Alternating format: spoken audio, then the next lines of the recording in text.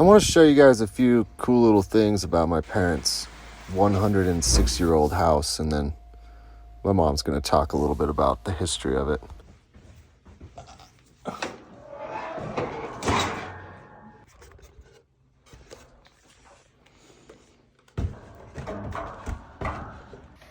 This is all just storage now, but when I was a little kid, my dad converted this little area of the attic.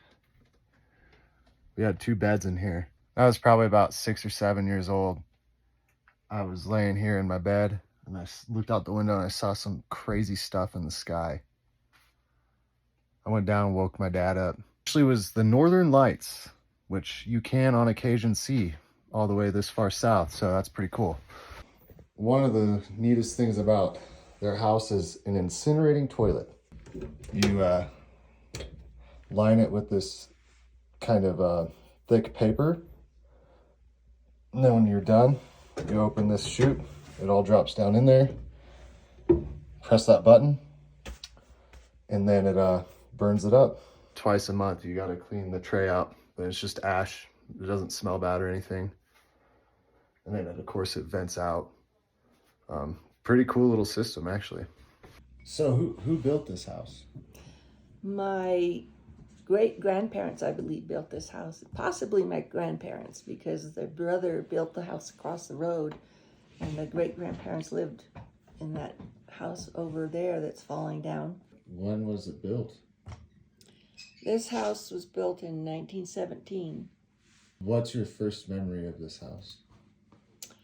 My memory of this house, my grandmother used to come from Santa Fe probably once a year, I think, to come and clean it. And I remember coming with her to clean the house. The house was unfinished. It was kind of like a storeroom. Okay. So when my folks moved in here, they had to, my mom mostly and my brother finished it off. Okay. To be part of the house, the main house. So it was just basically It used to be those 3 rooms.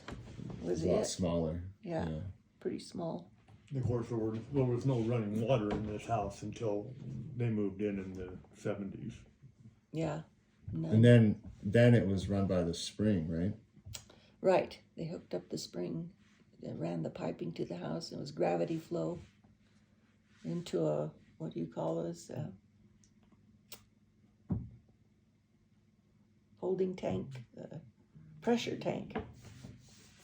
Yeah, well, there's a little pump and pressure tank here to pressurize the water. We have the outhouse out there. That's what they were using then, right? For bathrooms. Yes, they had to do that. Yeah. And then pack in water. Pack in water, yeah. Seems familiar. Like we're doing that now. Like we're doing now. Well, what we're doing now is easier because we have those containers, IBC containers. That's handy. At one point, did your dad have a buffalo here? He Yes. did. It wasn't his, though. It was a friend's. I feel like that's He kept it in the corral. Before we moved in here, we were down here. I was really, really small. And I remember there, down in this pen, Right in the there corral. was a buffalo. That belonged to Bruce, didn't it? Uh-huh. I believe so. Yeah. Bruce Erickson. Belt maker. He had, how many cows did he run here? He ran cattle here for years, right? Oh, yeah. That was his livelihood. I can't remember the most he ever had. I think maybe 50 pairs. When we were here, he was running 30 pair. Yeah, it was Okay. 30 pair in later years. And then, of course, the horses got away, too. He had What was it, like 40? horses of them out breeding. Crazy, wild horses. Yeah. They got out of control. there? To the cattle auction. I remember those trips a lot. Yeah. Out to Clayton. Yep. All the way to Clayton. And I remember there being lots of stern looks and foul words getting them into the trailer most of the time. The fun one was when they all came pouring out trying to get up the hill, and one cow came after me. She almost got me, but she didn't. I I escaped behind the swather. Clay was sure she'd gotten me, but I managed to get away by skin on my teeth. So this whole property that you're in your family now, how much property is it, and how long has it been in your family? Oh, Lord. This piece here, what is it, about 600 acres? I'm not sure. And then Dad had several other pieces, almost 1,000 acres that he had control over. And I believe my grandfather, my dad's dad, bought this property. When was that, do you think, that they first came in this valley? Had to have been a long time ago if my great-grandparents were here. Yeah. So, 1800s, I guess. We know it was before 1917 when this house was built. Yeah. I always heard 1860. Right before the war. My ancestors came from Spain directly to the area, and there are lots of pockets of Hispanics that came directly from Spain during the Inquisition, the Spanish Inquisition. One of the things that this was this area right here was in the middle of a, trying to think of the right word, but it was a trade route from the north to Mexico. But it wasn't a legitimate trade route. It was a trade route where they went to Mexico and stole horses in Mexico, and they ran them up and sold them up north, and they stole horses up north and then ran them down and sold them to Mexico. So this area right here was like kind of a halfway area where they would stop and fatten their livestock up here. They were far enough away from both ends that they were safe right here to hold their illegitimate gains for a while. That makes sense, I guess, because they're obstructed in this valley, and we're to the east of the main routes. Mm-hmm. Like the Santa Fe Trail runs the mountains just over to the east of us. Yeah. So anyway, I think that's where where the original settlers that came in here were part of that.